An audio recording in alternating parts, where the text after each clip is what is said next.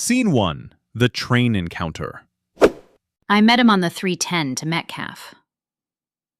Bruno. A man with a silk tie and a mind like a broken compass, pointing everywhere but north. He said he hated his father. He said I hated my wife. He said we should trade murders like gentlemen trade cigars. You're joking. Dead serious. You want Miriam gone. I want my father gone. No motive, no connection, just clean swaps. I laughed. Bruno didn't. Scene 2. The murder. Weeks passed. I tried to forget the conversation.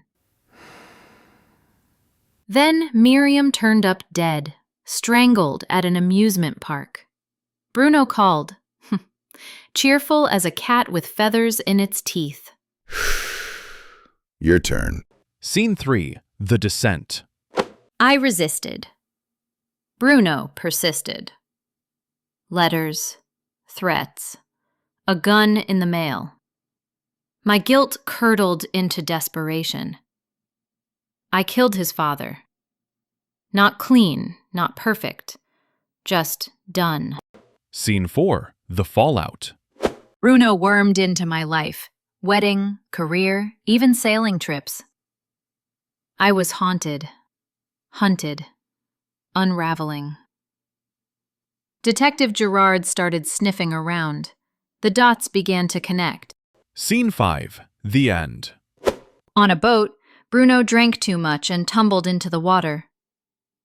I dove in, but Bruno sank like a stone. No alibi. No justice, just silence. They say strangers on a train pass like ghosts.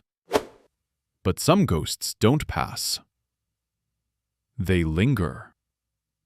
They whisper. And sometimes, they drown.